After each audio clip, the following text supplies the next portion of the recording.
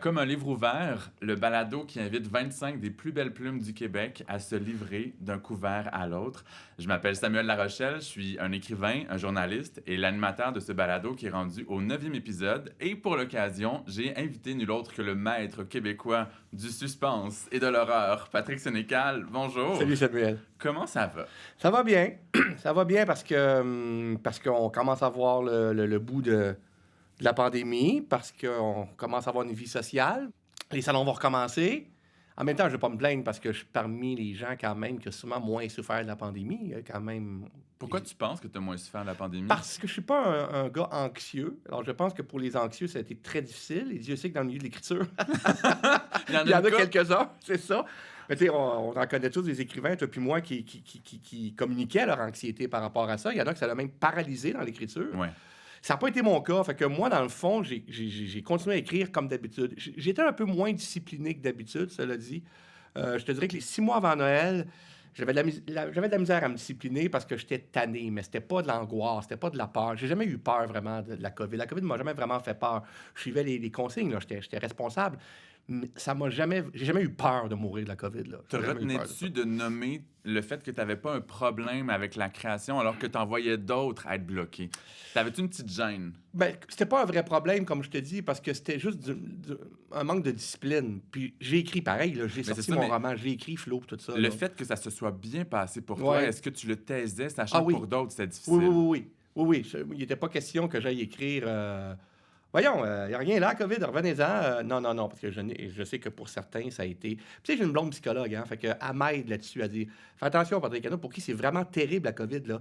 Même si ça a l'air à bien d'aller, dans leur tête, ça peut être des grandes sources d'anxiété. » Fait que oui, je me gardais une gêne. Puis il y a des gens qui écrivaient des choses, des fois, puis je les nommerai pas, parce que c'est pas par méchanceté, de toute façon, mais qui écrivaient...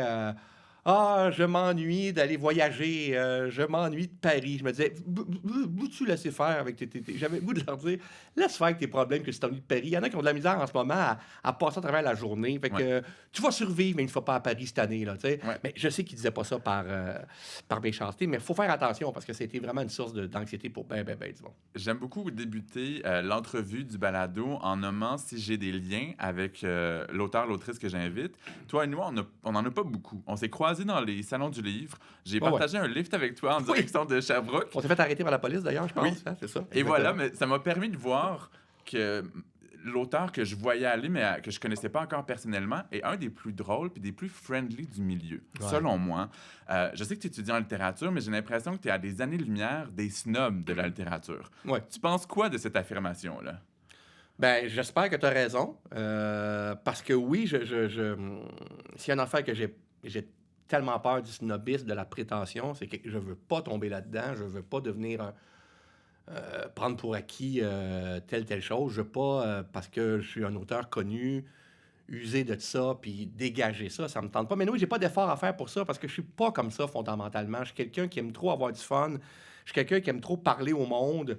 Je comprends pas les gens qui sont snobs, parce que quand t'es snob, le monde a moins le goût de te parler. Moi, j'aime ça quand le monde me parle. Quand j'ai pas le goût, puis je le fais sentir, je suis pas hypocrite, mais j'ai jamais pris pour acquis que parce que j'étais connu ou parce que j'étais un littéraire de formation, qu'il faut que je prenne les autres de haut. Ou que... Ça m'échappe complètement, le phénomène de la prétention. Moi, je pense que les gens prétentieux, les gens snobs, c'est des grands insécures, premièrement.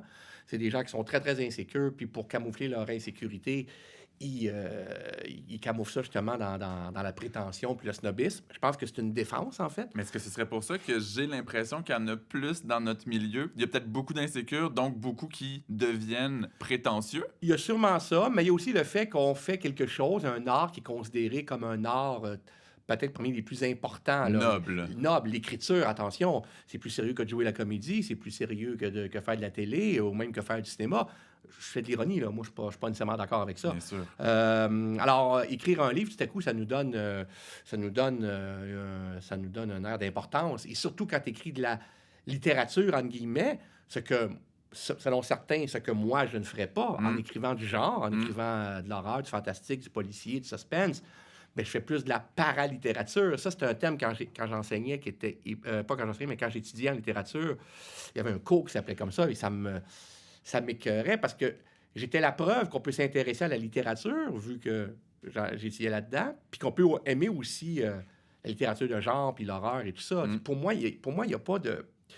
Il n'y a pas de contradiction là-dedans. Moi, j'aime tout lire. J'aime autant lire J'étais un fan du 19e siècle, j'étais un fan de Zola, j'étais un fan de Dostoïevski, mais ça ne m'empêche pas de lire du Stephen King la semaine d'après ou...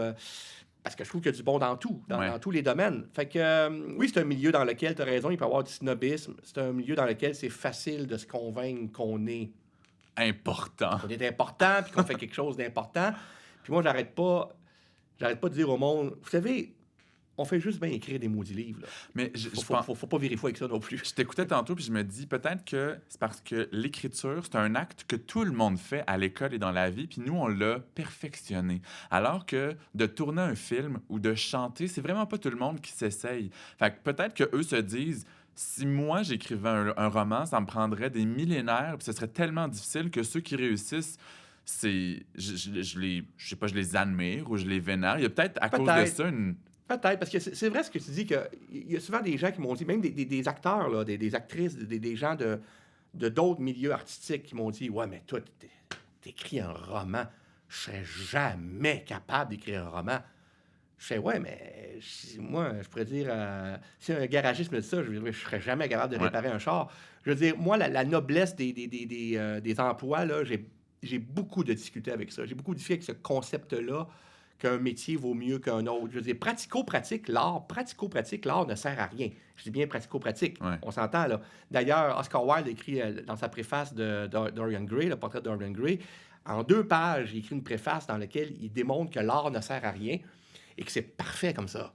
T'sais, c'est un autre... On s'entend, c'est un autre niveau, l'art. C'est pas pratico-pratique. Si demain matin, je meurs de faim, c'est pas l'art qui va me mettre la bouffe dans le ventre.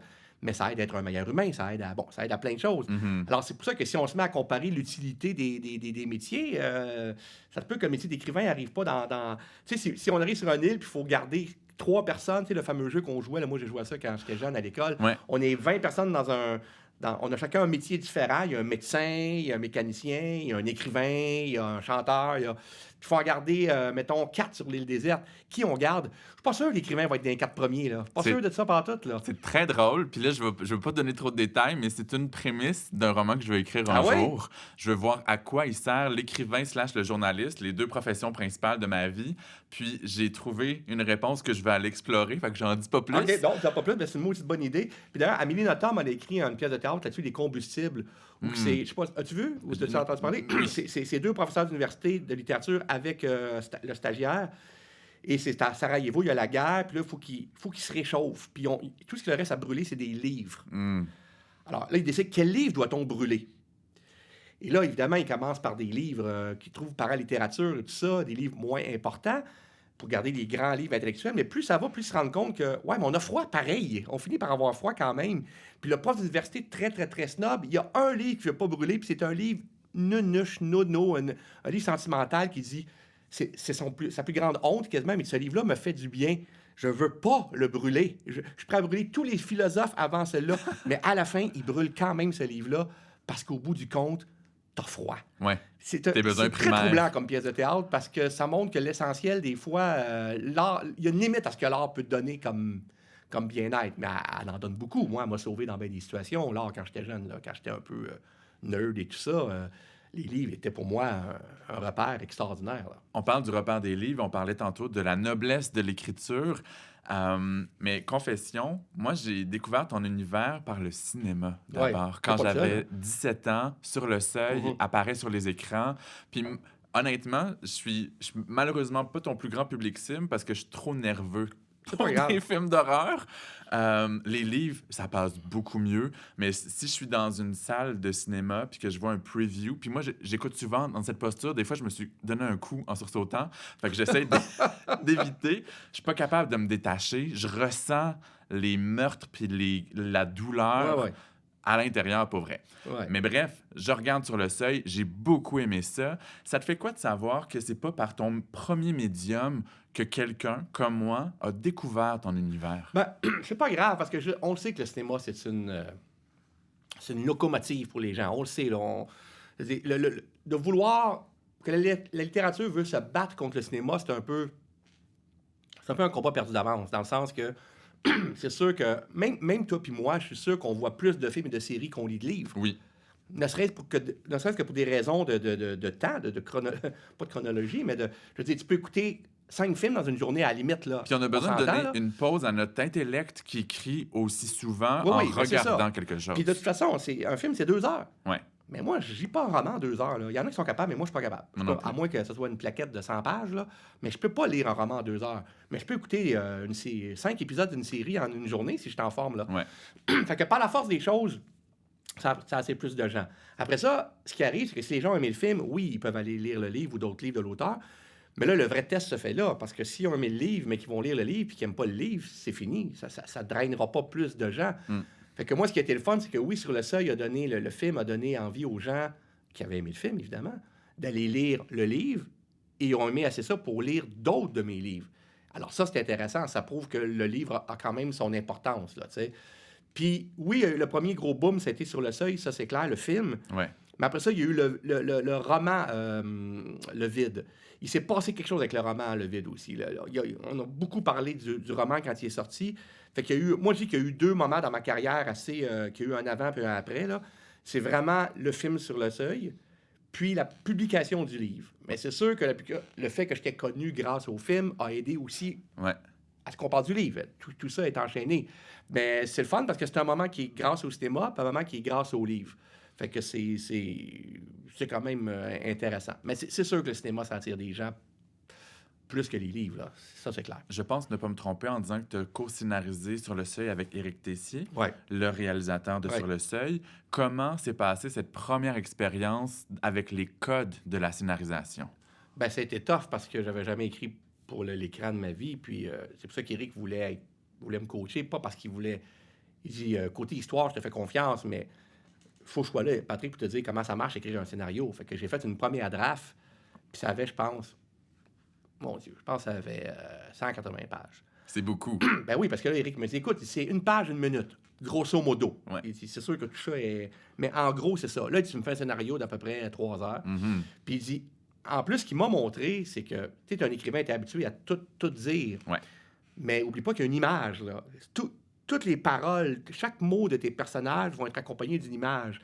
Fait que laisse-moi dire des choses aussi avec l'image, avec mon médium à moi qui est l'image. T'es pas obligé de tout dire ce que tes personnages font. On va les voir faire. Ça a l'air niaiseux comme consigne, mais quand t'es pas habitué, c'est pas naturel. C'est difficile à mettre en pratique. C'est très difficile. Puis tous les escaliers qui étaient genre, il rentre dans la chambre, il se demandait où était telle personne.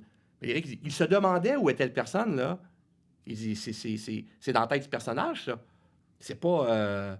faut que moi, je trouve un moyen de montrer ça. Là, l'exemple que je te donne, il est plus ou moins bon parce qu'il peut chercher quelqu'un. Ouais. Mais s'il s'assoit et il dit, il s'est mis à penser que tout ça n'allait pas fonctionner, il repensait à ça. Mais non, tu peux pas écrire qu'un personnage repense à quelque chose. Tu peux pas faire ça. Parce qu'on le verra pas. On va voir un gars qui pense ou une fille, puis c'est plate, tu sais. Fait que fallait que je trouve des moyens d'imager l'intériorité. Parce que le roman, c'est ça qui est fantastique, c'est l'intériorité absolue, si tu veux, là. Ouais. Est-ce Le qu'il y a eu des cinéma, moments où non. tu t'es dit, hey, je serais peut-être pas capable dans ta première expérience? Non, c'est pas dans la première que je me suis dit ça, parce qu'Éric était là pour me coacher, puis tout, ça a bien été. C'est dans... Ben, j'ai eu des moments de découragement quand je me suis rendu compte dans la première qu'il y avait aussi qu'il y avait des considérations de budget. Ouais. Et je me rappelle quand Nicole, notre productrice, a lu notre première version qu'on était content, moi et Éric, elle dit là, il pleut 5 fois dans ton scénario, Patrick. Elle dit, c'est-tu nécessaire? J'ai fait, pourquoi? Ben, ça coûte cher de la pluie. Ouais. Et toutes les affaires que tu penses pas. Mais quand j'ai écrit 51-50 rue des Hommes, puis là, j'étais le scénariste principal, mais en même temps, un réalisateur va toujours s'impliquer dans le scénario. Si c'est un bon réalisateur puis qui tient à son film, il va toujours dire son opinion, même s'il n'est pas crédité scénariste. Je vois mal comment un réalisateur peut dire « Écris-moi le scénario, envoie-moi là que ça va être fini, puis moi le tourner tel quel. » Franchement, c'est son film, il va intervenir.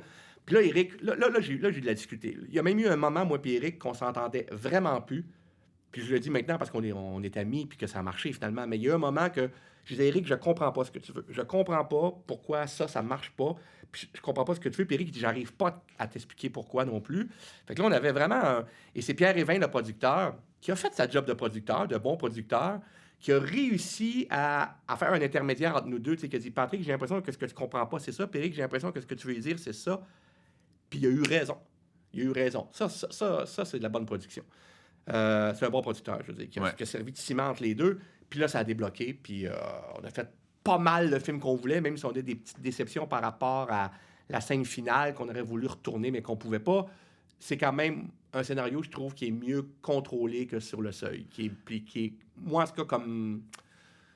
Je trouve que dans Sur le seuil, on sent encore la littérature. Pas dans le sens qu'il parle bien, mais la manière que c'est dit, La construction la narrative. construction de la narration. Je trouve qu'il y a encore un petit peu... un peu de livre, un peu de littérature là-dedans. Puis, quand le film Sur le seuil est arrivé, le roman Sur le seuil n'était pas ton seul, il y en avait d'autres. Est-ce que c'était celui qui t'apparaissait le plus facile à adapter, le plus évident pour une transposition cinématographique? À ce moment-là, il y avait quand Eric m'a approché pour faire le film, c'était mon troisième. Donc, il y avait sur le 51-50 rue des Hommes, qu'on a fait plus tard, Ouais. et Le Passager. Ouais. C'était peut-être le plus... C'était peut-être le plus cinématographique, oui, peut-être, dans le fond. Parce que 51-50, c'est beaucoup dans une maison, c'est un huis clos. Ouais. Mais ça peut être intéressant, un huis clos, mais c'est moins... Sur le coup, c'est deux personnes qui jouent aux échecs. Filmer du monde qui joue aux échecs, c'est pas très sexy, là. C'est pas évident. C'est pas évident. Puis ça, c'était un problème, d'ailleurs, quand on a pensé au scénario du film. Puis Le Passager, ça se passe dans une auto. 75% du roman se passe dans une voiture. À part Québec-Montréal de Ricardo Troggi, on n'a pas fait ça souvent, là, Non. qui se passe juste dans une auto. Puis il y a plusieurs personnages dans Québec-Montréal. En plus, c'est ça, on change d'auto. Puis, Exact. bon.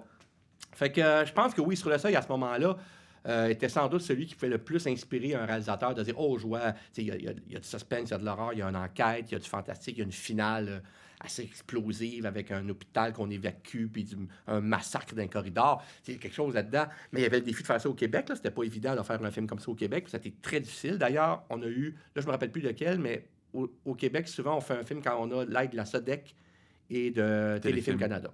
On peut faire, ça se peut qu'on le fasse sans aucun des deux, c'est plus difficile, mais ça se peut. Et là, il y en a un des deux, je me rappelle plus lequel, qu'on n'a jamais eu. Il voulait pas, il trouvait ça trop élevé, bon, tout ça, puis on l'a fait quand même. Et oui, aucun de mes films, ben, aucun, comme si j'en avais plusieurs, trois, il y a eu 3 films sur mes romans, aucun des 3, on a eu la SODEC et Téléfilm en production. Et les 7 jours italiens, on n'a eu aucun des deux. Qu'est-ce en qui production. les refroidit, tu penses? On est consensuel au Québec. Moi, je trouve qu'on est très consensuel au Québec. On n'aime pas déranger. Parce qu'on est un petit public. Là, je comprends qu'on n'a pas un grand public, on n'a pas une grande... Je comprends qu'on ait un potentiel de 8 millions. Aux États-Unis, si tu fais une émission un film qui rejoint juste, mettons, je sais pas moi, 5%, 5% de 250 millions, c'est quand même beaucoup de monde. 5% de 8 millions... Mais quand Sur le seuil a été un succès, ça doit mettre en confiance pour les autres. C'est ce qu'on s'est dit. Parce que ça a été un succès Sur le seuil. On a fait 2 millions d'entrées. Ils capotaient, là. Les autres ils étaient super contents. Là. Fait qu'on s'est dit, ben, pour le prochain, ça devrait bien aller. Non, ils trouvaient ça... Les 7 jours d'Italion, ça a été terrible. Ils trouvaient ça heavy. Ils disaient, on peut pas faire... Ils disaient, on peut pas faire un film de torture porn au Québec. J'ai dit, c'est pas de la torture porn. C'est quand même beaucoup plus Profond que ça. profond que ça. Puis c'est pour ça que Pods a aimé ça. C'est pour ça que, bon... Mais justement, il était embêté. C'est ni assez horreur pour joindre juste les fans d'horreur. Puis il y a quelque chose de trop hauteur là-dedans, à la Haneke un peu, mais qui vont trouver ça trop violent. Ils ont dit, toi, quand t'écris, tu penses, qui tu veux rejoindre? Mais je dis, je pense pas à ça. C'est ça l'affaire. Quand j'écris mes romans, je me demande pas quel est mon public cible. J'écris la meilleure histoire possible. Dans le cinéma, ça, c'est un concept bien difficile. Là. Mais pourtant, tu as rejoint un énorme public cible. C'est ce que je leur ai dit aussi. Je pense qu'aujourd'hui, ça en rendrait plus compte, mais je dis ça. Je ne sais même pas. Mais je leur disais à l'époque quand même que j'ai un public assez large, effectivement. Oui, j'ai peut-être un noyau dur, je te dirais, entre 17 et 30 ans, mais j'ai beaucoup de monsieur et de madame de mon âge et plus qui viennent me voir là, Il dans n'est les pas salons du livre. unidimensionnel, ton public. Non. Puis Non. ça, c'est évident quand on le côtoie en salon. Ouais. Là, on parle de difficultés de financement avec les institutions, de comment on écrit pour le cinéma, considérer le budget. Il y a beaucoup de contraintes quand on écrit pour le cinéma ou pour la télé, mais tu as quand même scénarisé 51-50 rue des Ormes, Les 7 jours du Talion. Tout récemment, Patrick Sénécal présente sur La Illico. série, ouais. Fait que quand on fait la somme des inconvénients et des avantages pour le petit ou le grand écran versus moi, ça va faire, je fais juste retourner dans mon monde littéraire, tu continues à écrire aussi pour l'écran. Qu'est-ce qui fait que malgré toutes les contraintes, tu as quand même du fun? J'ai même pas tant de fun que ça. En fait, c'est le résultat. C'est quand le résultat... Tu sais, là, quand quand on regarde à la télévision, là, puis qu'il y a un film qui vient de se faire, là, puis là, l'équipe est là, puis tu les vois triompher là, de façon très extravertie. On a fait un maudit bon film, on est content, rah. Puis je me dis, nous autres, quand on est fini un roman, là, on se regarde dans le miroir chez nous pour faire ah, bravo, mon gars. Là, je me dis, qu'est-ce qu'ils ont à capoter de même? Et c'est pour l'avoir fait que j'ai compris. C'est qu'une fois que tu as fini de faire ton film, t'en reviens juste pas de l'avoir fait. Tu te dis, esti, malgré tous les problèmes qu'on a eus, les compromis, on a quand même fini par faire un film. T'en reviens pas. T'es tellement content, même si ton film il est loin d'être parfait, tu contrôleras jamais un film autant qu'on contrôle un roman. Mhm. Mais d'avoir passé au bout, on se regarde toute l'équipe et on fait, c'était incroyable. On s'est fait chier pendant tout le tournage par plein de contraintes, mais on l'a fait. J'ai vraiment une relation amoureuse avec le cinéma. Puis je l'ai dit, puis je vais tenir ce bout-là, je n'écrirai plus de scénario adapté de mes romans. C'est fini, ça. Ah ben, OK. Ça, je ferai plus ça, sauf si c'est moi le réalisateur.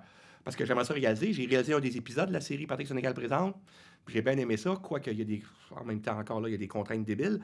Mais écrire une adaptation d'un de mes romans pour un autre réalisateur, ça, je ferai plus ça. Ça me tente plus. C'est trop... Faut que tu déconstruises ton roman, que tu le reconstruises dans d'autres choses pour un réalisateur qui, évidemment, ne le voit pas exactement comme toi non plus, même si tu le respectes. Bon. Alors, je dis non. Si j'écris un autre film un jour, ça va être un scénario original. Sauf si je le réalise, comme je l'ai dit. Ça arrivera peut-être jamais. Mais non, je ferai plus ça. C'est drôle parce que j'ai des projets de scénarisation qui sont en cheminement. Donc, c'est des adaptations? Oui. T'as-tu commencé? Il y en a un qui a trouvé un diffuseur, puis le diffuseur, pour des raisons X, a reculé.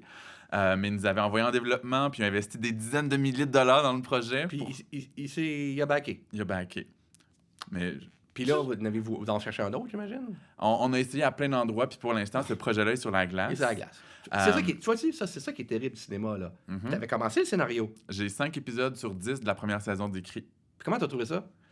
Je pense que dès que je me suis plongé là-dedans, j'ai compris qu'il fallait déconstruire mon œuvre pour la refaire. Puis c'est quand même étonnant de ma part, parce que je suis pas le gars avec le plus de laisser-aller dans la vie, mais c'est comme si j'ai compris qu'il fallait que j'accepte ça d'emblée. Sinon, tu vas te rendre malheureux, hein? Ouais. Puis j'étais comme, OK, ben faut que je fasse le deuil de ça, puis que je le raconte autrement. C'est un autre défi. Je pense que ce qui m'aide, c'est qu'en tant que journaliste, écrivain, l'une de mes forces, c'est la structure. Le flow de mes histoires, la narration, la façon dont ça évolue. Donc, d'avoir à reconstruire, c'est comme un défi qui m'amuse pour l'instant. Ça peut être le fun, mais de te faire dire... Ça te fatigue pas qu'il y ait 25 personnes qui ont leur opinion à dire sur ton scénario plutôt qu'un ou deux, c'est-à-dire ton éditeur puis une couple d'amis à qui tu as confiance. Là, on dirait que tout le monde a une opinion. Puis tu peux pas plaire à tout le monde, c'est impossible. Là. À date, puisque je faisais mes premiers pas en scénarisation, on m'a associé à un script éditeur. Oui, ça c'est normal. Ma productrice est une scénariste, fait que ça c'est un privilège. Puis j'ai aussi eu des commentaires de diffuseurs qui ont tous été positifs. C'était des petits trucs à changer, ce qui était d'autant plus surprenant de pourquoi ça a arrêté, parce qu'il n'y avait pas de grands problèmes. Mais non, c'est ça. Donc, à date, jusqu'à présent, j'ai vécu une bonne expérience. C'est pas trop chier. Non. OK.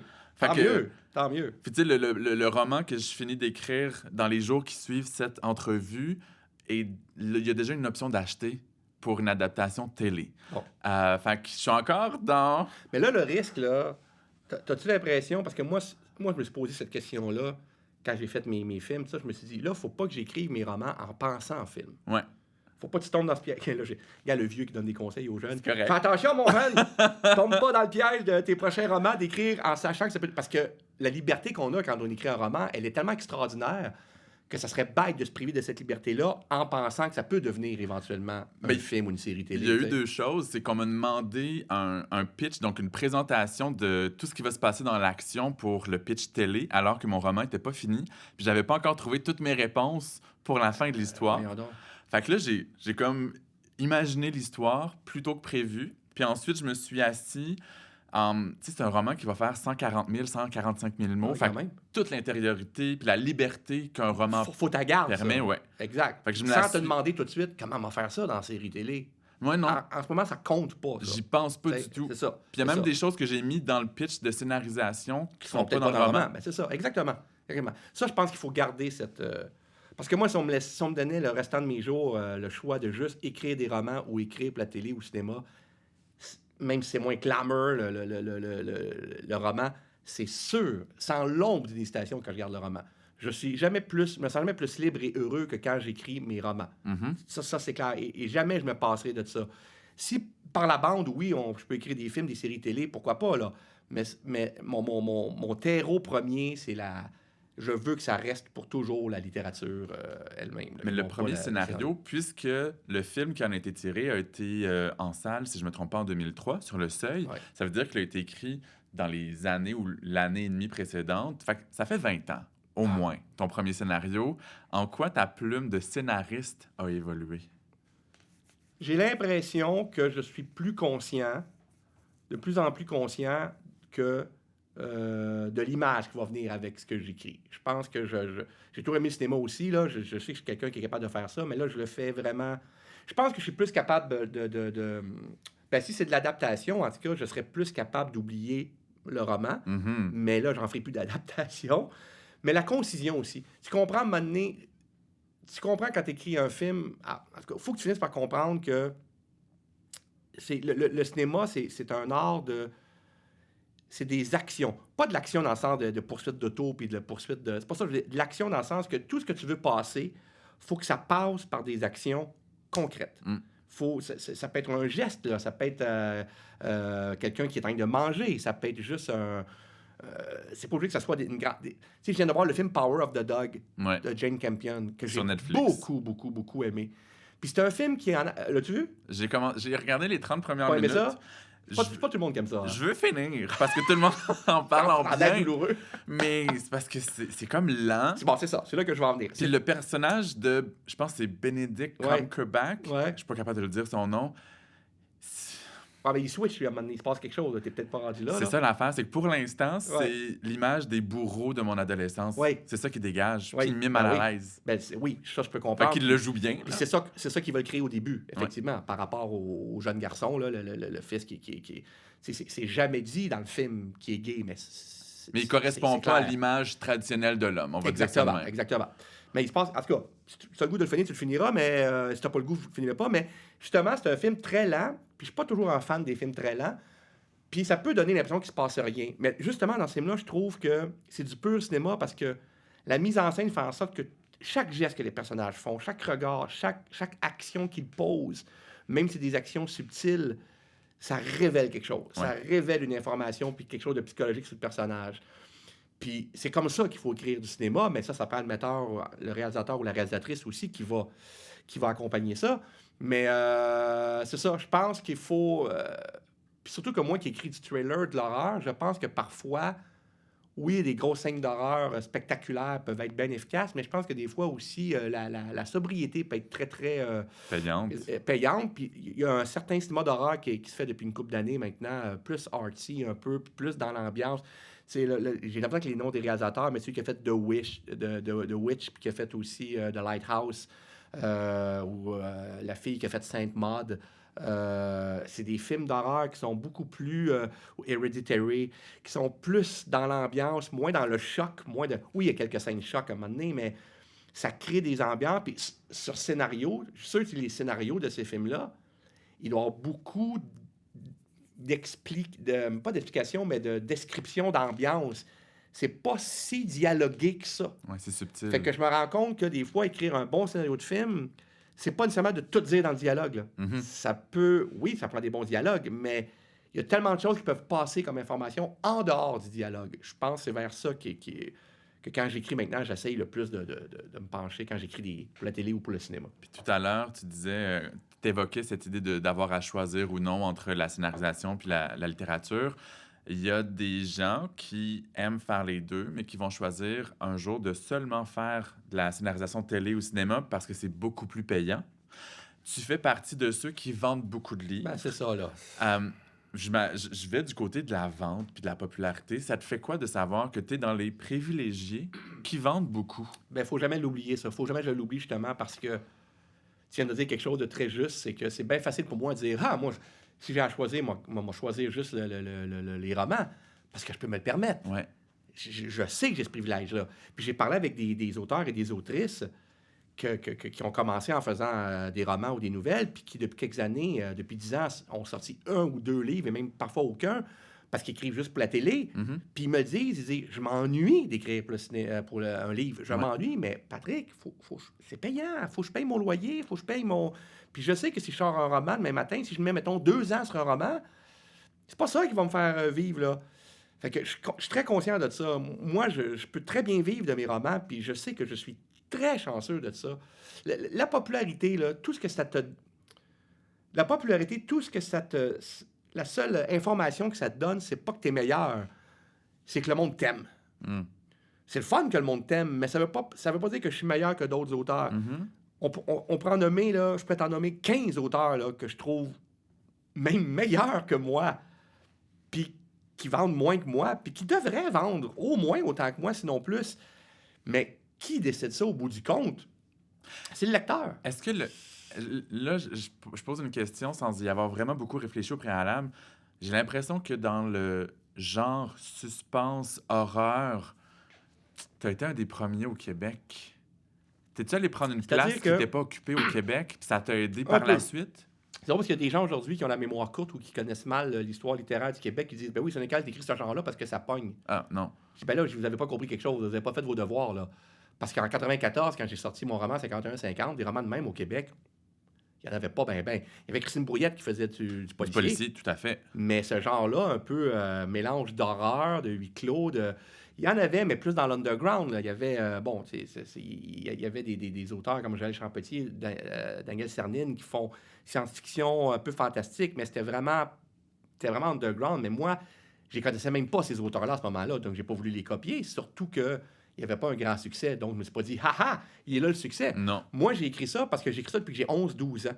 C'est pas compliqué, là. C'est toujours ça que j'ai écrit. Fait que j'ai été très fidèle à moi-même en écrivant ce roman-là. Fait que oui, je pense que... Puis moi, mon succès, il s'est fait comme ça. Mhm. Tu sais, j'ai pas été bang comme ça. Puis j'ai continué à écrire ça, donc c'est parce que j'aimais ça, là. Si j'avais fait ça juste pour le succès au début, j'aurais fait... ben non, tu sais, je vais écrire d'autres choses parce que j'enseignais à temps plein pendant ce temps-là. Puis il fallait que j'enseigne à temps plein parce que je pouvais pas vivre de mes 3-4 premiers livres, là. Mais s'il y a des plumes que tu juges meilleures que la tienne, qui n'ont pas les mêmes ventes, est-ce que ça peut venir du fait que, parce que tu étais fidèle à toi-même en choisissant ce créneau-là, puis que ça a plu, tu as été comme le premier, tu es comme la figure de proue de ce genre-là? Là, je commence à avoir des jeunes auteurs qui viennent me voir et qui disent que s'ils écrivent ça, c'est grâce à moi puis que je leur sers d'un modèle. Fait que là, ça donne un maudit coup de vieux. Mais en même temps, c'est très flatteur, effectivement. C'est sûr que j'ai pris un créneau, c'est sûr que j'ai été un peu un défricheur Mhm. dans ce genre-là. Ça, c'est clair. Puis la littérature de genre, son grand avantage, c'est que les fans, ils sont fans. Puis fidèle. Ils sont fans fidèles puis ils sont fans hardcore, là. Ouais. Je veux dire, quand un fan d'un roman de Patrick Sénécal aime ce roman-là de Patrick Sénécal, en général, il va vouloir toutes les lire. Et ça arrive en général, dans ce genre-là.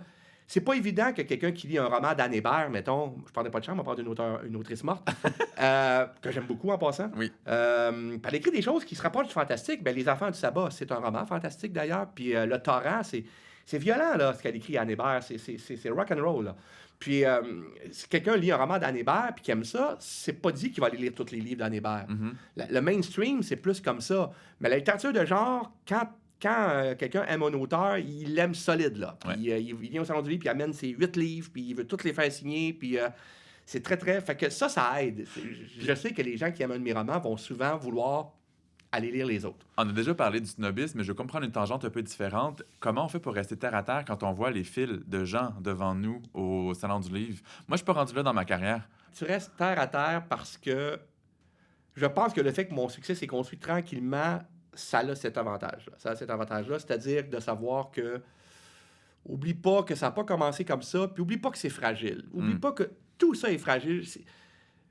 Mettons que mon prochain roman, il se vend pas, ça serait pas si grave. Mais si j'en fais 2 en ligne qui se vendent pas, puis que le monde commence à moins aimer Patrick Sénécal, il va en avoir moins de lignes. Et là, à ce moment-là, moi, je vais faire le choix de est-ce que je continue à écrire ce que je pense qui est bon, ou je me dis, je vais faire la suite d'Alice, je pense, ou je vais faire la suite de Hell.com, parce que je sais que je faisais la suite de ça. Là. Pouf, là, je le sais. J'espère que ça n'arrivera pas. Je veux pas que ça arrive. J'espère que je vais rester un auteur libre. Mais je sais que c'est très facile à dire quand tu as du succès. Mhm. Fait que oui, je reste terre à terre. Puis il y a des gens en file des fois là, qui viennent me voir, là, qui sont devant moi. Puis il y en a là, qui tremblent puis qui pleurent. Là. Il y en a une couple qui ont pleuré. C'est pas arrivé souvent. Là. Je suis pas les Beatles. Là. Mais c'est arrivé une couple de fois qu'ils ont fait « Oh mon Dieu, je suis tellement, je sais pas quoi vous dire. » Puis ils se mettent à pleurer. Moi, j'aime pas ça, là. T'as envie de dire, hey, je suis juste Mais je leur juste dis, écrire des je livres. leur dis, j'arrête, là. J'écris des soirs, là. Je dis, arrête, là, gars, là. C'est cool. Prends une photo. Ça veut dire qu'ils ont vibré fort avec tes romans. En même temps, je peux pas les traiter d'imbéciles parce que ça veut dire que j'aurais fait quelque chose. Ouais. C'est ça, là. Exactement. Mais je veux pas être. C'est ça. Moi, je vais montrer au monde que je suis vraiment un gars bien ordinaire, pour citer un célèbre chanteur. Puis je veux pas être métier, je veux pas avoir de l'air. C'est pour ça que j'aime ça sortir d'un bar, puis faire du karaoké, puis avoir de l'air fou des fois, puis tout ça. Je veux pas être une image, une icône, là. Je ne veux pas ça. Ça ne m'intéresse pas. Tu t'es fait toi-même tomber de ton piédestal en étant au karaoké? Ben ouais, ben ça, je veux dire, moi, je prends des chances au karaoké, je peux avoir de l'info en crime des fois, mais j'ai beaucoup d'autodérision, beaucoup. J'aime beaucoup ça, me moquer de moi-même, fait que je veux pas être je veux être un modèle, oui, ça peut être le fun, mais une icône, puis de... Mais oui, c'est le fun d'avoir des fils, là. Je te ferai pas à croire que c'est... Et le jour qu'un écrivain va arriver devant son kiosque, va avoir une file, puis va faire « Ah, encore une Rémi de signature. » Le jour que je vais réagir comme ça va être une très mauvaise nouvelle. Ça veut dire que ça va très, très, très mal. Je vais raconter une anecdote, si tu permets, pour Bien montrer sûr. qu'à un moment donné, j'ai frôlé la prétention inconsciemment. Parce que tu peux devenir prétentieux sans t'en rendre compte. Puis c'est ma blonde, cet être extraordinaire qu'est ma blonde, qui m'a, wow, juste à temps, qui m'a dit, attention, on vient de faire le film sur le seuil, justement. Tapis rouge, des premières, tout ça, c'est très grisant, là. C'est beaucoup plus de Kodak en littérature, puis tout ça, puis le méga party après, puis tu rencontres des vedettes, tout ça, tu passes à la TV, tout ça, là, wow, c'est grisant, tout ça.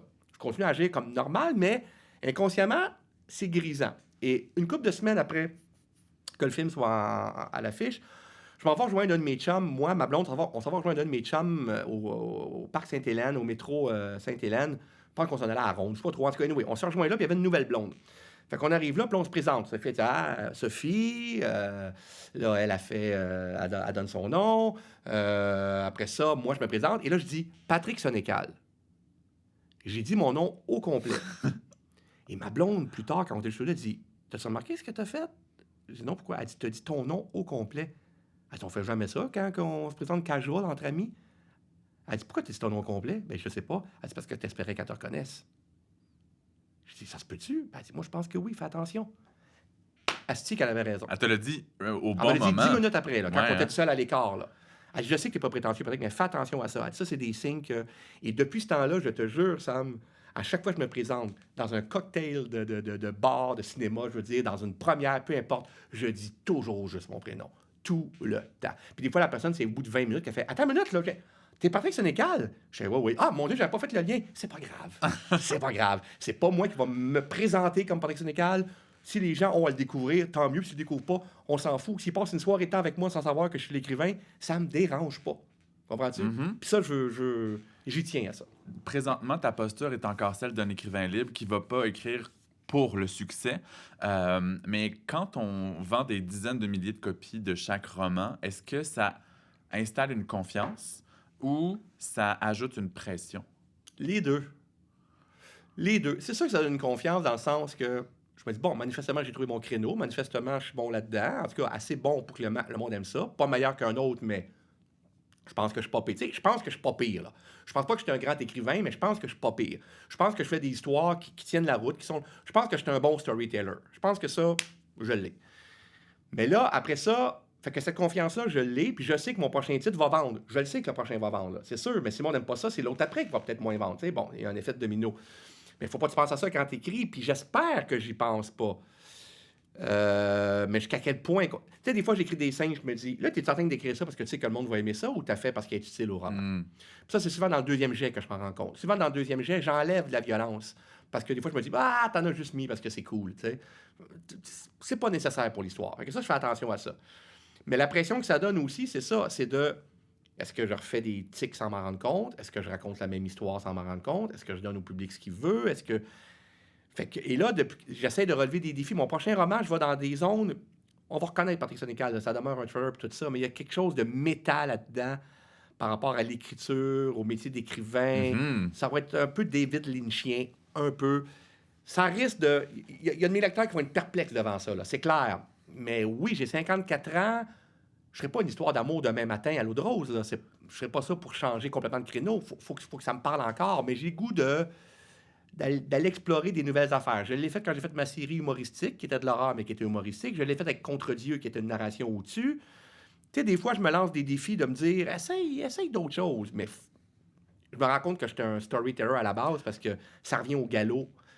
Ça revient au naturel, comme un cheval au galop, parce que je mélange tout dans mes métaphores. Ça revient de façon naturelle, ce storytelling-là. Là. Je vais faire une parenthèse par rapport à la narration au-dessus, parce que quand on n'a pas ce métier-là, on réalise pas que c'est pas fréquent. Non. Je pense que j'ai lu 3 romans qui sont écrits au-dessus, puis je les ai adorés parce que dans la façon dont ça a été écrit, l'auteur/le narrateur se permet de juger son personnage au-dessus. Qu'est-ce que ça apporte de le fun ou de contraignant, cette narration-là? Moi, c'était pas... la raison, c'était que je voulais donner l'impression qu'il y a une voix qui parle dans la tête du personnage tout le long, contre Dieu. Puis à la fin, on se rend compte que celui qui lui parle, c'est peut-être Dieu lui-même. Mais un Dieu qui s'est inventé. Dieu, là-dedans, c'est une métaphore. Là. C'est pas le Dieu barbu, c'est les conventions de la vie. Contre Dieu, c'est être contre la vie, finalement. Être contre... Puis c'est comme une dégringolade. Mon personnage, il dégringole. Là. C'est une descente dans le désespoir. C'est comme un long suicide. Et la voix qui lui parle, c'est comme ça, il disait... Regarde, tu fais ça, t'es en train de... Tu vois-tu à quel point tu es en train de sombrer, là? Et ça empêche mon personnage de réfléchir. Cette voix-là qui a envahi la tête fait qu'il ne réfléchit pas. Il est juste dans le... Ce dessus-là représente cette espèce de... Puis il n'y a pas de point non plus. C'est juste des virgules. Sauf les petits moments de dialogue, mais il n'y en a presque pas. Fait qu'il y a comme une espèce de rythme. Ouais. C'est le premier roman que j'ai écrit que souvent je me relisais à voix haute. Pour voir c'est quoi le rythme. Puis souvent, il y a des répétitions, comme si c'était des litanies, comme si c'était des leitmotivs. Puis le fait qu'il n'y ait pas de points, qu'il y ait juste des virgules, c'est compréhensible quand même, tu sais. Fait que oui, c'était autre chose complètement. Et c'était justement dans le désir d'essayer autre chose. Je venais de faire Le Vide et Hell.com, qui sont parmi mes 2 romans, souvent les plus trash.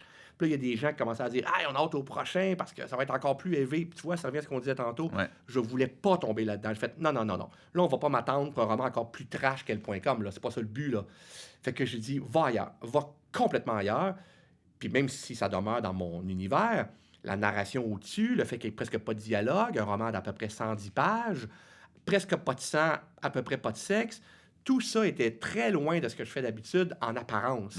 Fait que je me suis obligé à aller ailleurs. Puis tu vois, ça a bien marché. Le monde a bien aimé ça parce que justement, ils ont fait « Oh boy, tu nous amènes dans quelque chose de complètement différent, même si... » C'est rafraîchissant au final. C'est ça. Puis comme écrivain aussi, je veux pas écrire...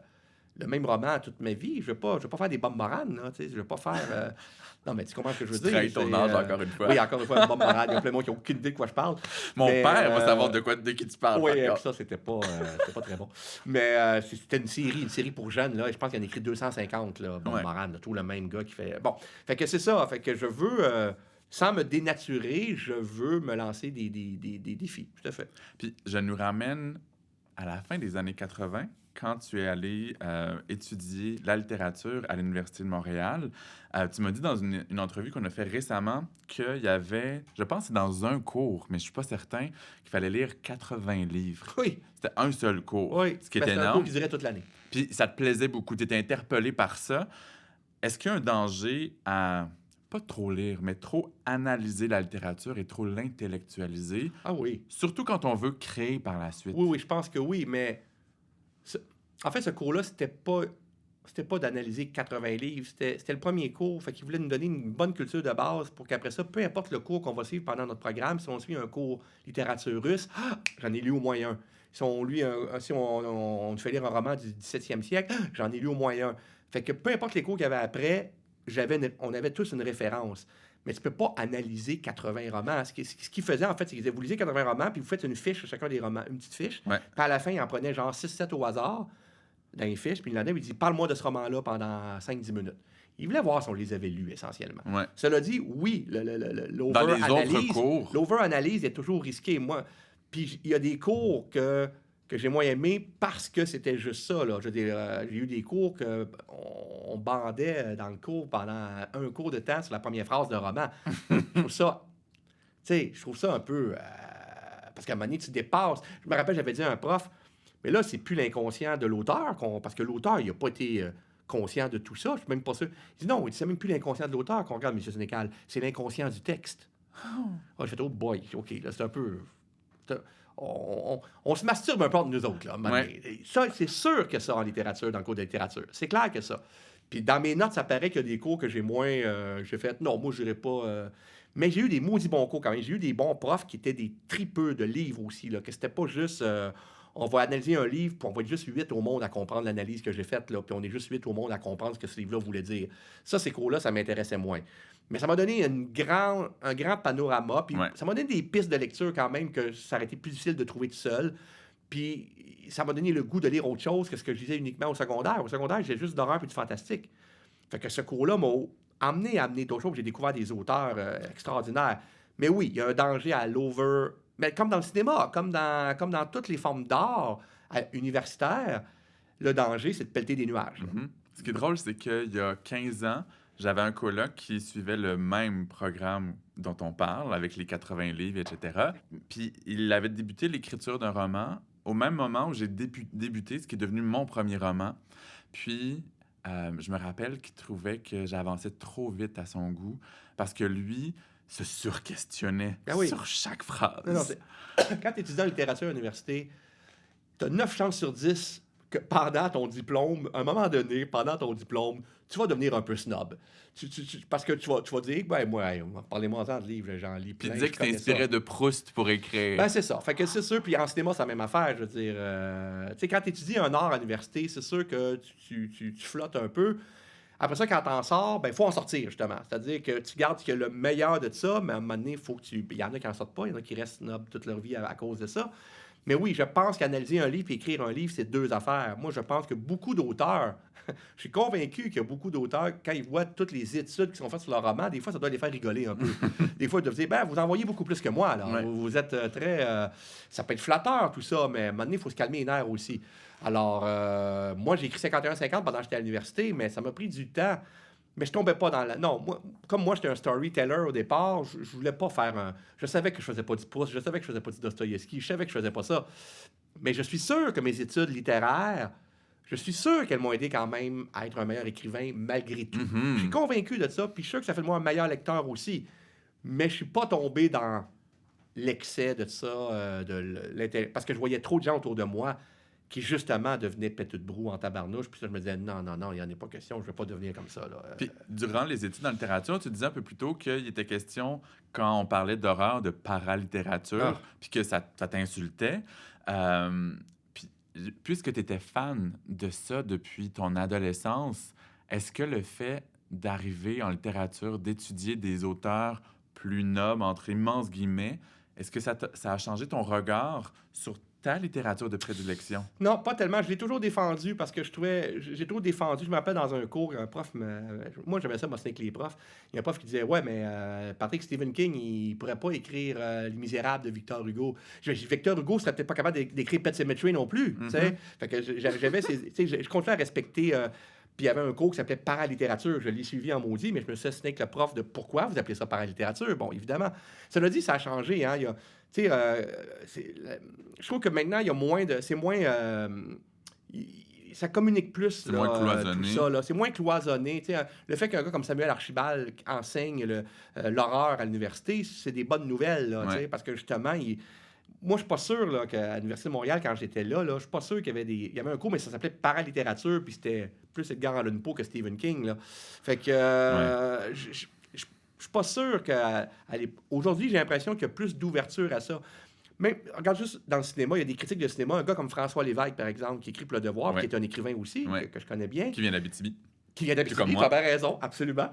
Il va autant critiquer un film, je sais pas moi, un film d'auteur très pointu, puis le lendemain, il va critiquer un film d'horreur de série B, puis il va avoir eu autant de fun dans les deux. Mm-hmm. Ça, il me semble que c'était moins possible il y a 30 ans. Ça fait du bien à l'art, qu'on soit capable d'aller dans le pointu et dans le blockbuster. Exactement. Fait que moi, je trouve que ça, c'est une bonne nouvelle qu'on voyait moins quand j'étais jeune. Et quand on te suit sur les réseaux sociaux, on peut voir quand même assez souvent des critiques de films et de séries Ouais. télé. Ouais, je suis bien fatigué. Puis tu décortiques beaucoup, puis tu parles de la construction narrative, de l'originalité. Mais je te jure que je fais ça naturellement. C'est Oui, peut-être oui. ça que mes études m'ont amené, là. Ouais. Mais le monde parle, mais arrête d'analyser. Moi, mais j'analyse pas, ça me saute d'en face. Je vois que ça tient pas debout, que c'est mal construit. Je fais pas ça avec des séries québécoises en passant. Je me garde une gêne quand même. Là. Je fais ça avec des séries américaines que tout le monde s'en fout qui est Patrick Sénécal. Là.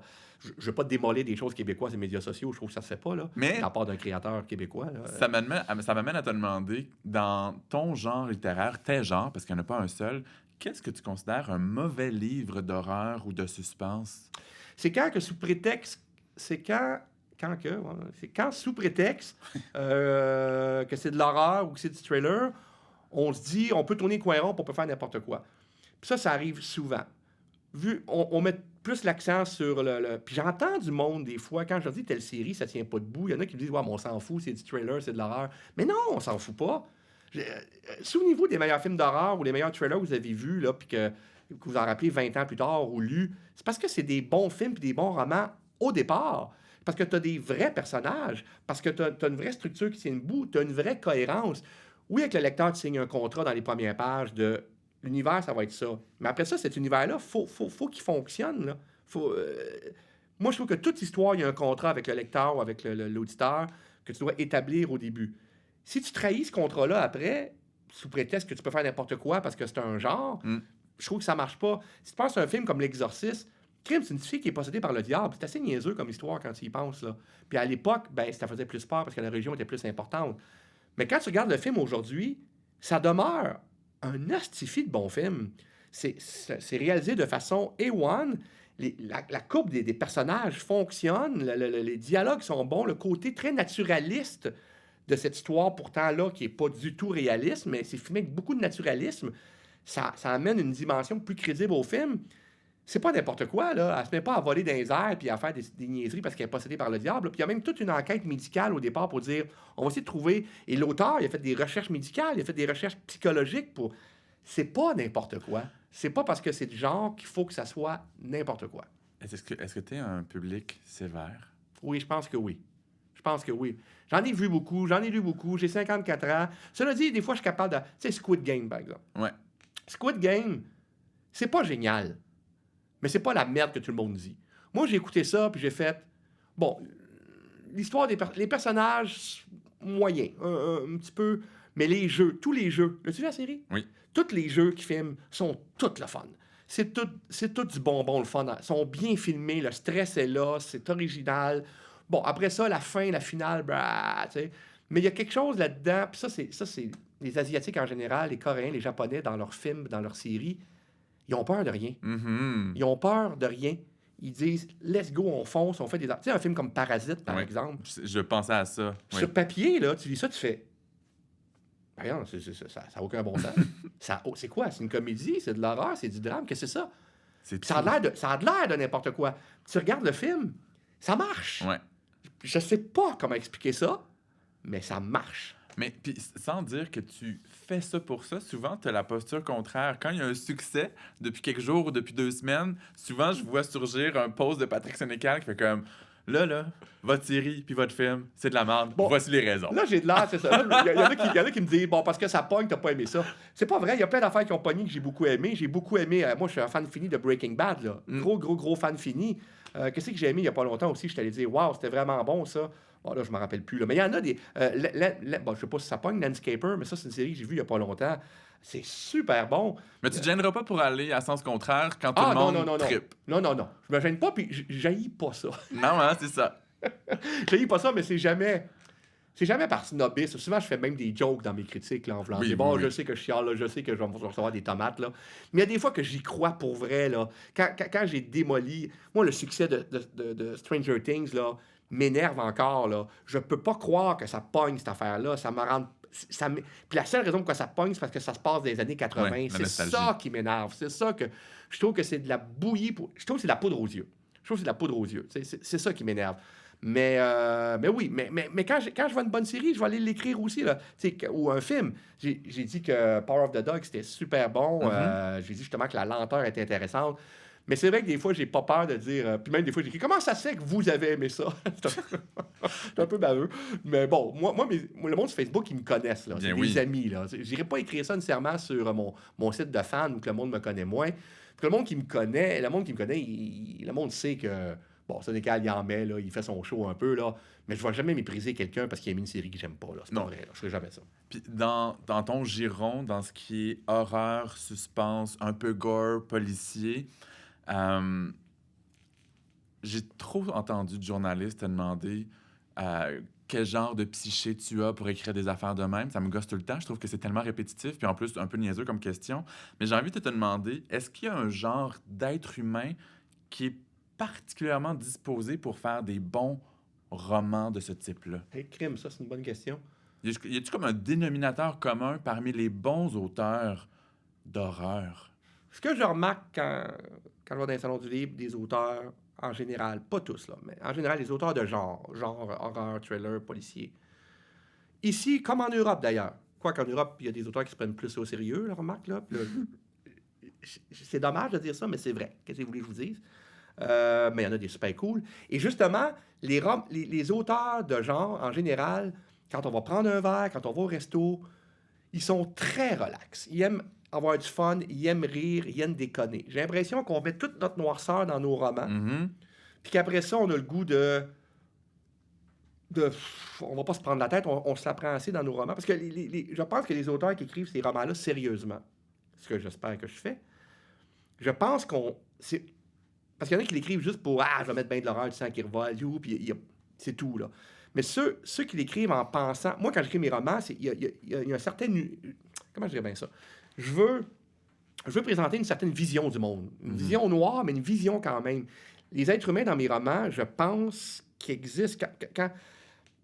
Quand je présente un personnage qui va sombrer de plus en plus dans le côté sombre, je pense que c'est vrai, là, je parle d'une tendance chez l'humain qui est de... On a un monstre en nous qui, dans 98% des cas, va dormir, mais qu'un événement peut faire surgir. Presque tous mes romans parlent de ça. Puis, je veux en parler de façon sérieuse, malgré tout. Sauf exception, il y a eu quelques romans que... Bon. Mais en général, alors, je pense que si tu écris ça sérieusement de cette manière-là, et non pas juste pour épater la galerie, je pense que tu parles de toi un peu, de ta vision humaine. Je pense que la plupart des auteurs sérieux qui font le même genre que moi, c'est des gens qui ont plutôt une vision assez pessimiste de l'humanité. Je pense. Je peux me tromper. Mais que ce côté pessimiste-là, on le met dans nos romans pour après ça pouvoir dire « Ah, on va avoir du fun ». Moi, c'est ce que ma blonde me dit. Ma blonde psychologue, je le rappelle, qui me dit « C'est sûr que si tu écris des romans comme ça, Patrick, c'est parce que cette noirceur-là est en toi. Peut-être au début, quand tu étais adolescent, tu l'écrivais juste parce que c'était cool. Mais là, tu t'es mis à fouiller quelque chose de personnel en écrivant ces affaires-là. » C'est pas épeurant de te côtoyer, c'est soulageant. On le sait que tu l'adresses avec... Je me permets l'anglicisme. Tu y vas à fond. Je pense que oui. J'y vais à fond, puis c'est... Je contrôle des peurs personnelles à travers ça aussi. C'est ça qui m'a fait réaliser ça. Elle dit... L'écriture, c'est une... Et ça, je pense que tu pourrais dire la même chose. Je pense que tous les écrivains peuvent dire ce que je vais dire là. Tu me diras si tu es d'accord ou pas, mais écrire un roman aussi, ça donne une illusion du contrôle. Tu contrôles une histoire, tu contrôles des personnages, alors que la vraie vie, tu contrôles pas grand-chose. Mais tu contrôles un univers, tu contrôles ton histoire, et c'est rassurant de contrôler quelque chose. Et souvent, je mets mes propres peurs dans mes romans, et en écrivant sur ces peurs-là, je contrôle mes peurs, parce que j'ai l'illusion de contrôler mes peurs. Mais aussi, c'est que tu les regardes, tu te donnes une distance par rapport à ces peurs-là, par rapport à cette vision du monde. Oui. C'est sûr que c'est pas aussi profond que si j'écrivais de l'autofiction, comme certaines personnes vont très loin dans l'autofiction. Je suis conscient de ça. Là. Je lève la main. Ben, c'est ça. Puis l'autofiction, moi, en général, je suis pas un fan parce que c'est pas tout le monde qui fait pour les bonnes raisons, je trouve. Je pense qu'il y a des gens qui pensent que tout ce qu'ils vivent vaut la peine d'être raconté, ce qui n'est pas vrai, à mon avis. Je suis pas d'accord avec ça. Il y en a que oui. C'est bon. Mais c'est sûr que je fais pas d'autofiction, moi. Mais je pense quand même que par la bande, je parle de choses qui m'intéressent. Peut-être pas de façon aussi...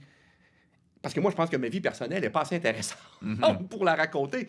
Mais je parle quand même de choses qui m'obsèdent, de choses...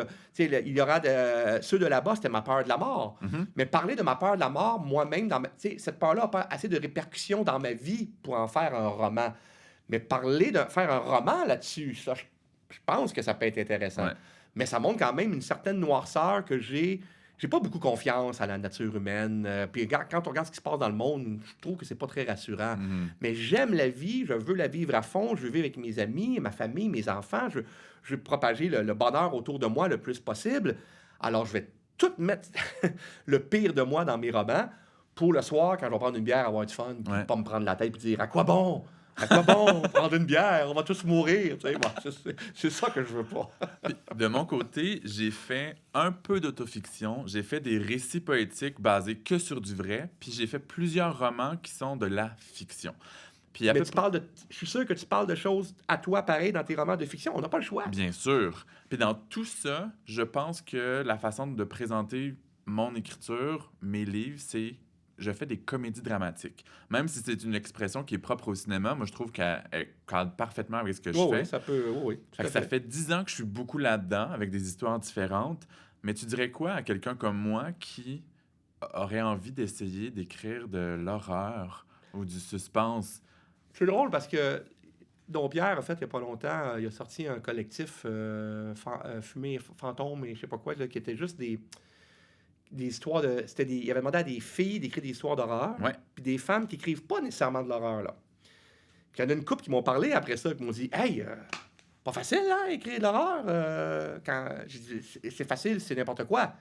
Mais si tu veux que ça soit bon, puis comme c'était des autrices qui étaient des bonnes autrices, ben ils voulaient pas faire n'importe quoi, justement. Ouais. Tu sais. Puis il y en a même une ou deux qui m'ont demandé des conseils, tu sais. Mais j'ai dit, après tout, je dis, fabrique la même histoire que. Fabrique-la de la même manière que tu fabriques une histoire normalement. C'est juste que le thème, le centre, si tu vas raconter une histoire qui se passe quelque chose d'horrible, c'est pas nécessairement qu'il faut qu'il y ait du sang qui revole, tout ça. C'est juste que le cœur de l'action raconte une grande horreur, une horreur. Et moi, je pense que les histoires d'horreur ne doivent pas rassurer. Je Mhm. pense que quand tu as fini une histoire d'horreur, il ne faut pas nécessairement que. C'est pas nécessairement que tout le monde meurt, mais c'est pas un happy end non plus rassurant. Là. Ben, tu vois, moi, je vais faire deux oui mais parce que quand j'ai rencontré Martin Michaud dans le balado, je lui disais qu'il y a quelques années, quand je réfléchissais à mon deuxième roman qui est sorti en 2015, j'avais envisagé écrire un roman policier. Puis quelques jours après, je suis tombé sur sa nouveauté que j'ai lue pour l'interviewer. Puis j'ai fait Hi, t'es pas prêt, Samuel, à écrire une affaire de même. Il y a encore beaucoup, beaucoup de choses à apprendre. Il y a des codes Ouais, mais. à comprendre. Faut en lire, en regarder des films, lire des livres de ce genre-là encore plus, je pense. En tout cas, moi, j'avais besoin d'en lire encore plus Mais pourquoi pour tu être as bon. envie d'écrire un roman comme ça? C'est quoi ta motivation? Ben, le défi par exemple, dans un roman policier, de jouer avec, installer des indices, de jouer avec les lecteurs, de faire... La mécanique de tout ça. La mécanique, pour moi, est un défi différent de ce que je fais habituellement. Puis j'aime ça déjà être une agace comme écrivain. Fait que je me dis, c'est comme la quintessence de l'agace, aller dans le policier et aussi beaucoup dans l'horreur suspense. Fait que c'est d'aller jouer avec les lecteurs, puis d'aller dans des mondes différents, d'aller goûter à des émotions différentes. J'ai envie d'essayer toute la palette de c'est quoi être un écrivain. Mais c'est drôle parce que le fait que tu dises ça, ça me montre que tu n'en as pas écrit de policier puis de genre puis tout ça. Parce que moi, les auteurs de genre, on se pose jamais la question. Comprends ce que je veux dire? De dire, bon, est-ce que mon prochain roman va être un roman policier ou un roman d'horreur ou un roman fantastique? Hmm. En fait, moi, ça serait le contraire de toi si je disais, par exemple, j'aimerais ça faire un roman d'autofiction, mettons. Ouais. Là, je me disais, comment faire ça sans tomber dans l'exhibitionnisme pur, puis que ça soit assez intéressant, que mes bébites soient assez intéressantes, que deviennent universelles? J'aurais sûrement la même réaction que toi par Ouais. rapport... Toi, quand tu écris tes romans d'autofiction, tu t'es pas demandé comment faire ça. Tu l'as fait parce que c'était naturel. Mais moi, quand j'écris de l'horreur ou du fantastique, c'est naturel, c'est ça que j'écris. C'est si j'écris d'autres choses, il va falloir que je me pose ces questions-là. Ouais. C'est pour ça que je te demande, c'est quoi ta motivation? Parce que faut qu'il y ait un réel... Faut qu'il y ait... Faut qu'il y ait une histoire qui t'habite au départ, je pense. C'est sûr. Avant de dire, je veux faire du policier ou je veux faire de l'horreur, faut que tu aies une histoire qui t'habite. Tu fais, ah ben écoute, cette histoire-là, ça pourrait faire une bonne histoire d'horreur ou une bonne histoire policière. Ouais. Mais au départ, je pense toujours que tout ce que tu écris doit venir d'une histoire qui t'habite. Si j'ai pas encore essayé, à part une nouvelle dans le collectif Mystère à l'école, puis j'ai vraiment trippé, puis j'ai vu, hey, tu serais capable Ouais. d'écrire ça. C'est peut-être parce que t'as pas l'histoire Elle encore n'est qui pas vient encore avec. venue, puis je le sais, fait que je vais pas forcer les choses, mais je pense qu'il faut que j'en lise, puis que j'en regarde encore Ah, ben plus. ça, c'est sûr, parce que tu parles de codes, tu disais, il faut connaître les codes. Ouais, mais il faut les connaître pour mieux les déjouer. Ouais, que ce soit que tellement justement- intégré que tu joues avec. Ben oui, parce que le problème des principaux films d'horreur que je vois, pour policiers, c'est que c'est la répétition des codes. C'est que les codes deviennent des béquilles. La plupart des films d'horreur ou des films policiers, après 20 minutes, tu peux peser sur pause, ou même des romans, tu peux arrêter après 30 pages, puis dire, il va se passer ça. Ouais. Et Ça. je capoterais On si veut c'était pas ça. ça. Ben c'est ça. On veut pas ça. Mais pour pas faire ça, il faut connaître un peu, parce que des fois, tu penses que, regarde ça, hein, vous le voyez pas venir, hein? Ben oui, ça fait 8 romans que chose fait de même, ou Ouais. ben je les connaissais pas. Ben c'est ça. Fait qu'évidemment, au début, pour écrire ce genre-là, faut que t'en aies lu, faut que tu sois un peu un fan de ça, Ouais. je pense, au départ. Puis moi, les écrivains qui disent, je vais pas trop en lire parce que je vais pas faire la même affaire, Ouais. je trouve ça ridicule comme argument. Au contraire, ça va te permettre de pas faire la même affaire. C'est en plein ça. Mais mon En deuxième bémol ou ma deuxième hésitation, c'est que puisque les fans de genre sont très fidèles et très intenses, est-ce que ils sont ouverts à des gens qui s'essayent? Tu sais, Oui, je pense que oui. S'ils se font dire... parce qu'ils ont des communautés hein, sur Facebook. Là, moi, Ouais. je suis membre de 2-3 communautés de romans noirs et d'horreur. Puis je te le dis, là, ils sont actifs, là, puis ils capotent. Puis quand ils lisent un roman, des fois, ils sortent des romans que j'ai jamais vus là, de ma vie. Là. Quelqu'un sort un roman, là, puis c'est peut-être de l'auto-édité, je sais pas, mais un roman que j'ai jamais vu. Là. Puis je sais même pas s'il est bon ou pas. Là. Mais si quelqu'un dit, j'ai lu ça, c'est super bon. Ben, si ça fait lire d'autres mondes, ça veut dire qu'elle est ouverte, là, cette personne-là, là, à découvrir d'autres auteurs. Là.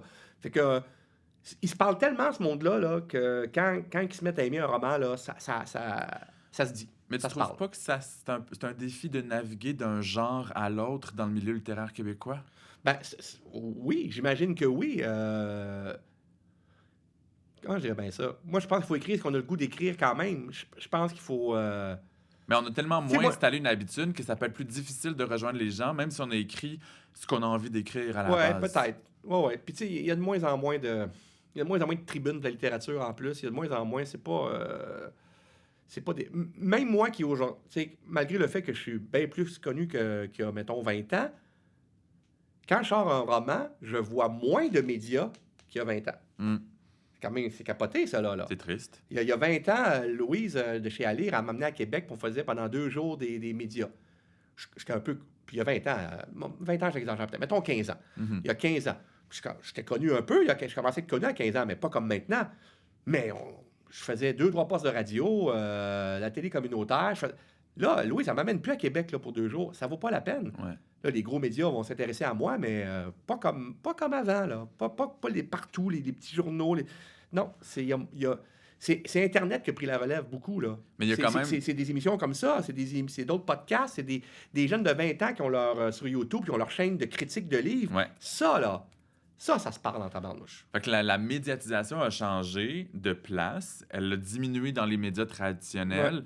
Donc, ça, à mon sens, c'est une preuve que c'est un défi ça fait 6 romans dans un genre. Le monde t'aime beaucoup. Puis là, tu t'en vas ailleurs pour rejoindre les gens qui aiment ce genre-là. S'il y a moins de médias, c'est un sacré défi. C'est un sacré défi. Mais tu sais, moi, il y a des gens qui me lisent. Oui, j'ai des hardcore fans qui lisent que de l'horreur et du fantastique, mais j'ai toujours des gens qui viennent me voir puis qui me disent, je comprends pas comment c'est que je vous lis. Parce que normalement, je lis pas ça. Je lis pas ça des histoires de même. Il y en a qui me disent, hey, je lis d'habitude, puis là, ils me nomment des auteurs qui ont rien à voir avec moi, là, mais rien pantoute. Comment c'est que vous j'aime ça?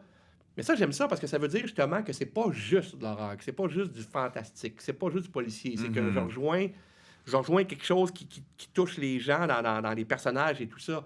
Fait que même si tu changes de genre, même si tu essaies un autre genre, puis que les gens qui te lisent en ce moment aiment les romans que tu écris, ils vont te retrouver dans le policier que tu vas écrire ou dans l'horreur. Tu ne seras pas devenu un autre Samuel. Il y a des choses de toi qui vont rester, mais à Ouais. travers un autre style. Mais ta nature, tes questionnements, tes thèmes, tes bébites, Ouais. tu vas appeler ça comme tu veux, ça va être encore là, par la force des choses. Mais j'ai hâte de voir parce que tu sais, les thèmes, je commence à voir en disant ce sur quoi je frappe beaucoup.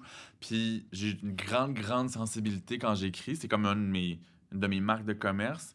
Mais si je tasse les romans de fiction ou d'autofiction, le dernier que j'ai publié, c'est J'ai échappé mon cœur dans ta bouche. Et ça, c'est un récit que sur du vécu. Puis j'ai tellement exposé dans le vulnérable, dans l'humour et dans la bitcherie assumée. Je suis tellement allé loin. Je me demande à quel point je vais aller loin dans l'horreur. Je sais pas si sans être trash pour être trash, je veux pas juste faire de l'esbrouffe.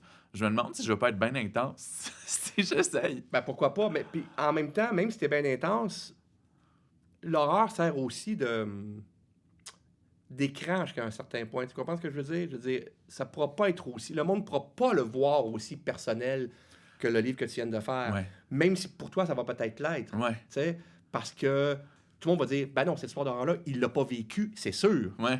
Mais ça veut pas dire que tu parleras pas d'affaires quand même par la bande que tu as vécu de façon métaphorique. Ou que j'aurais aimé vivre. Ou que tu aurais aimé vivre, c'est ça. Fait que ça sert d'écran. On peut très bien s'exposer dans les romans de genre, mais ça a toujours de l'air moins que l'autofiction parce que justement, le monde dit ben non, on sait bien qu'il a tué personne, on sait bien qu'il a. Bon, il y a une face de gentil, il peut pas faire ça. C'est ça. Puis moi, j'ai un projet dans ma tête de faire une autofiction, mais que ça serait clair que c'est pas vrai, là. Qu'il y aurait beaucoup de dérision, là. De jouer avec l'image qu'on a de Patrick Sénécal, c'est-à-dire le gars qui... Parce qu'on me dit souvent... Bon, on t'imaginait pas de même. On t'imaginait dark, on t'imaginait alors élevé, que alors que je suis un gars qui aimerait... Fait que je me dis, ça serait drôle de jouer avec cette image-là, tu sais. Mais, alors, ça serait pas une vraie autofiction, mais en même temps, je suis sûr que le fait de rire de mon image, ben, ça révèle quelque chose de moi aussi quand même, malgré tout. Fait que je pense que tu te révèles toujours un peu, mais le genre, la littérature de genre, te garde une certaine pudeur, en tout cas aux yeux des gens, même si toi, tu as l'impression que tu as peut-être été complètement transparent puis complètement honnête avec tout All ça. in.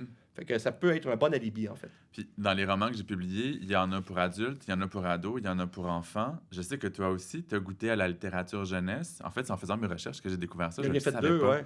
C'est Madame Wenham et 7 comme 7 heures, SETTEUR.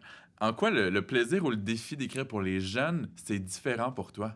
Moi, je les ai écrits pour mes enfants quand ils étaient jeunes. Fait que c'est ça qui a été ça, parce que jamais j'aurais cru écrire pour enfants un jour, parce que je me disais, mon univers va pas là. Il va falloir que je me retienne, il va falloir que je fasse attention, parce que je parle pas pour ados, là, je parle pour enfants. Ouais. Fait que là, mais là, mes enfants, mon gars, quand il avait 8 ans, il voulait lire mes livres. Je dis, ben non, attends, tu peux pas lire mes livres. Puis Romy, elle avait 6, puis elle avait hâte de lire mes livres. Je dis, là, il faut que j'écrive des livres pour eux autres. Ouais. C'est une bonne raison quand même. Fait que là, j'ai dit, m'en faire de l'horreur, mais pour enfants. D'épouvante, mais pour enfants. Puis là, j'avais peur justement de falloir que je me retienne puis tout. Puis finalement, non. Parce que quand tu te mets la traque pour cet univers, tu mets ton cerveau sur cette traque-là, tu sais, comme les chemins de fer, là, quand tu peux changer, là, il y a une manette, puis là, le chemin de fer change de direction.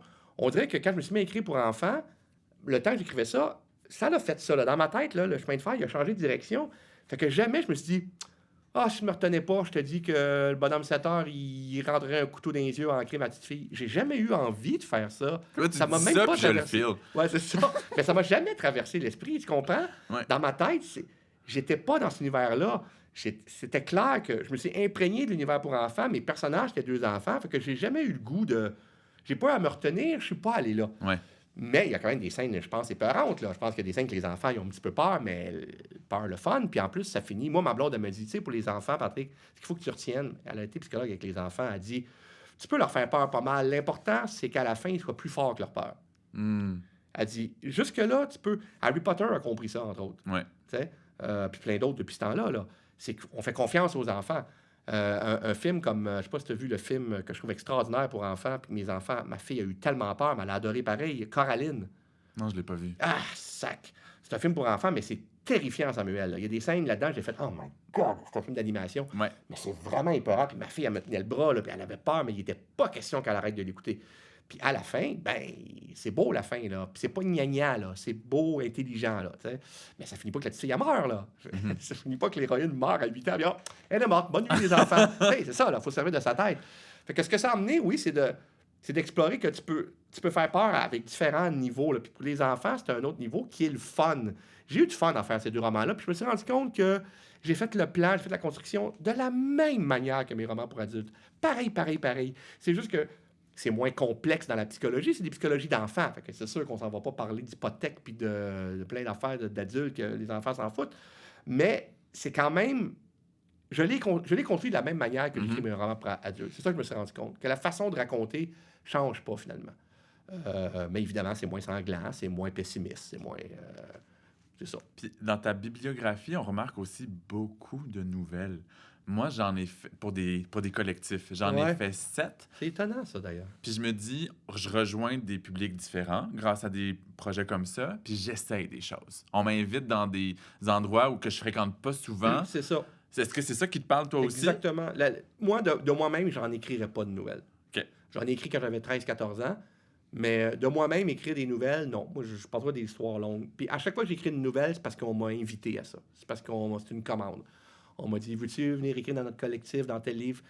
Puis c'est arrivé une couple de fois que j'ai dit non, mais pas souvent. T'as dit oui souvent. J'ai dit oui la part du temps parce que justement, ça m'oblige à... Bon, à moins que le thème, il y en a un moment donné là, qui m'a invité, mais le thème me tentait pas pantoute. Fait que je ne dirais pas qui, là, mais ça me tentait pas. C'est pas parce que le projet n'était pas le fun, c'est que moi, il me parlait pas. Ouais. Mais en général, je fais ah oui, OK, là, ça va. Et en général, les nouvelles, il y a eu quelques exceptions, mais souvent, j'essaie d'aller justement dans un autre genre. Souvent, la nouvelle, je vais dans l'humour. Même la nouvelle érotique avec Don Pierre que j'ai faite pour Nu, c'est très drôle. C'est très, très drôle. Parce que la littérature érotique, en général, m'ennuie. Fait que j'ai dit, si je fais une nouvelle érotique, je vais la mettre drôle. T'sais. Il y a des exceptions, évidemment. Il y a des exceptions dans tout. Mais en général, c'est un genre qui m'attire pas tellement. Fait que je vais faire une nouvelle érotique, mais drôle. Fait que souvent, les nouvelles, oui, il y a de l'humour. Pas tout le temps. J'en ai fait aussi d'horreur ou fantastique, mais ça m'oblige, comme tu dis, à aller ailleurs, à essayer des choses que je peux pas essayer dans mes romans. Puis je trouve que c'est hygiénique. Je trouve que ça garde une bonne santé mentale d'essayer de se relever. Tu le fais pas pour les ventes, là. C'est pas avec des nouvelles que tu te mets riche, là. Non. C'est pas ça l'idée, là. Tu le fais pour le défi créatif. Et souvent rencontrer d'autres écrivains que tu connaissais pas. Mhm. Ça, dans le temps qu'il y avait des lancements, là, ça va peut-être recommencer, mais il y a eu des lancements collectifs qui étaient le fun. Moi, j'ai rencontré des gens maintenant que j'aime. J'ai rencontré Roxane Bouchard, qui est une de mes grandes amies maintenant, grâce à le collectif L'Orphéon. J'ai rencontré Geneviève Janel. Je l'ai rencontré grâce à ça. Bon, Don Pierre, je le connaissais déjà, Véronique Marcotte aussi. Mais tu sais, les collectifs aussi permettent de rencontrer d'autres écrivains que tu n'aurais peut-être pas rencontrés nécessairement. Tout ça est très sain, je pense. Ouais. À un moment donné, il faut dire non parce que tu n'as plus le temps, puis je ne veux pas faire une nouvelle... Je veux pas botcher une nouvelle. C'est pas parce que c'est une nouvelle qu'il faut que... Ah, j'ai 3 heures demain, je vais en faire. Il faut que tu apprennes au sérieux, là, cette nouvelle-là. Entre toi et moi, il y en a qui botchent. Oui. C'est tout ce que j'ai à dire. Non, mais tu as raison. Tu as raison. Parce que justement, c'est un collectif, c'est pas grave, Ouais. c'est un nom parmi d'autres.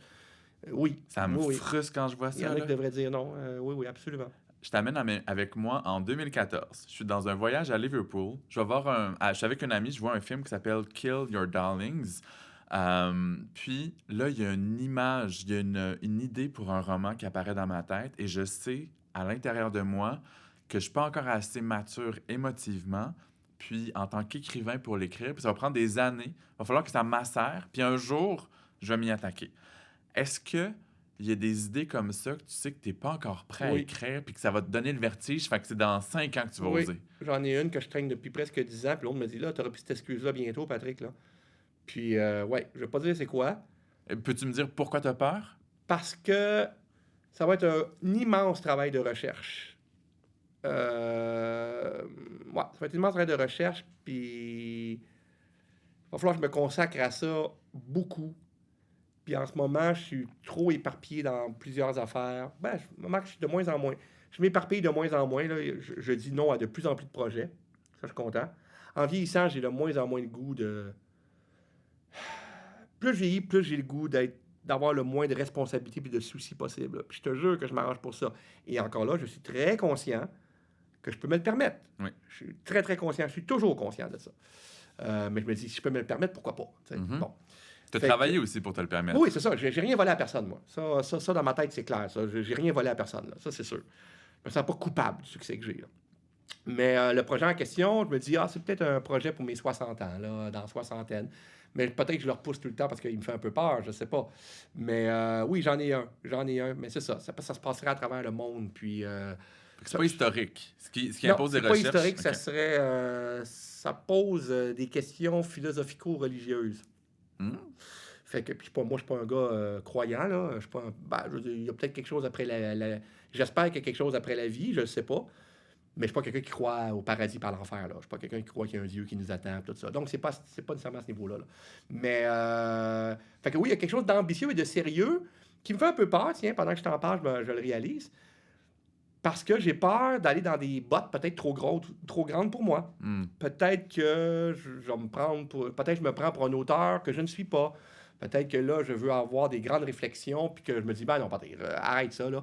J'ai eu cette même peur-là quand j'ai écrit Le Vide. Le Vide, je me suis dit, bon, là, tu abordes quelque chose de très, très ambitieux. Est-ce que tu n'es pas en train de te planter, là? T'es-tu en train de... Peut-être que le monde va dire, bon, ça n'est calme, continue à faire tes histoires d'horreur, puis quand tu devras réfléchir sur sa société, laisse les grands s'occuper de ça. Tu sais, des fois, on a ce petit sentiment d'imposteur-là qui peut, des fois, nous assaillir. Peut-être que je l'ai un peu pour ce roman-là. Peut-être qu'en ce moment, je me trouverais un petit peu imposteur de le faire. Est-ce que ça va dérouter tes irréductibles fans? Ben, en ce moment, avec ce que j'ai dans la tête, oui. Hein? Oui. Oui. Mais comme je te dis, j'ai l'impression que peu importe le type de roman qu'on écrit, il y a une façon d'écrire qui revient tout le temps naturellement. Mais non, c'est pas un roman d'horreur. C'est même pas un suspense. Quoique, je suis sûr, la manière que j'écrirais, il y aurait quelque chose de suspense parce que je peux pas m'en empêcher. Toutes les histoires que j'ai écrites, même l'histoire humoristique, même ma nouvelle érotique avec Don Pierre dont je parlais, même mon espèce de novella dans l'histoire de gars, il y a une construction qui s'apparente au trailer dans tout ce que je fais. On dirait que j'y échappe pas à ça. Fait que j'imagine que, même si en ce moment je vois pas comment ça peut être un trailer, l'histoire dont je te parle, j'imagine que ça n'en deviendrait peut-être un malgré moi. Puis tu parles d'un projet qui pourrait être écrit autour de tes 60 ans. Ouais, ça, c'est l'excuse que je me trouve, là. Mais tu sais, 60 ans, chez d'autres personnes, dans d'autres métiers, ça rime avec retraite. Ouais, mais un écrivain... Mais un écrivain, ça, pour plein de raisons, ça peut ou pas vouloir dire quelque chose. Pour toi, ça veut dire quoi? La retraite? Ouais. Ben, pour moi, ça n'existe pas, ce mot-là. Je veux dire, connais-tu beaucoup d'écrivains qui ont pris leur retraite? Non, mais oui, parce qu'il y en a qui ont peur du défi qu'ils ont déjà relevé. Parce que écrire 300 pages, 500 pages, avec ou sans recherche, il y en a qui sont comme « j'ai plus ce qu'il faut pour le marathon qu'est l'écriture d'un livre ». Donc, tu connais des écrivains qui ont publié assez régulièrement, puis qu'à un moment donné, ils ont dit... Moi, j'en connais un. C'est Philip Roth, qui, à 82 ans, a dit « j'arrête d'écrire ». Mais il y a d'autres cas comme ça. Il y en a qui changent de carrière, qui arrêtent, qui s'épuisent. Oui, hein? Parce que c'est énergivore. Oui. Absolument. Puis moi, je trouve ça de plus en plus... Moi, je suis plus capable d'écrire 8 heures par jour. Je suis plus capable de faire ça. À 30 ans, Seigneur, j'écrivais, j'étais une machine.